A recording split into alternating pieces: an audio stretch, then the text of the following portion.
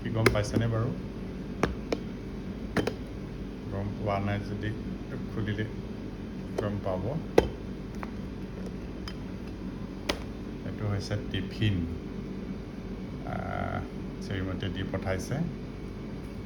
আচলতে টিফিন আমি স্কুলত যেতিয়া পঢ়ি আছিলোঁ তেতিয়া টিফিনটো আমি মাই ডেইলি লাইফতে পাইছিলোঁ। টিফিন শব্দটো তাত এনেই লিখিছিলোঁ with take tiffin at 11 AM বুলি। আচলতে আমি স্কুলত যেতিয়া পঢ়িছিলোঁ 80ৰ দশকত তেতিয়া আমি কোনো টিফিন চিফিন নিয়ে পোৱা নাছিলোঁ। স্কুলতো নি পোৱা নাই, কলেজতো নি পোৱা নাই। কিন্তু এতিয়া যেতিয়া ছাৰ্ভিচ কৰিলোঁ তেতিয়া মাজে মাজে এনেকৈ নিওঁ। আজিকালি অৱশ্যে প্ৰায় ৰেগুলাৰ শ্ৰীমতীয়ে এনেকুৱা ডাব্বা এটা দি পঠায়।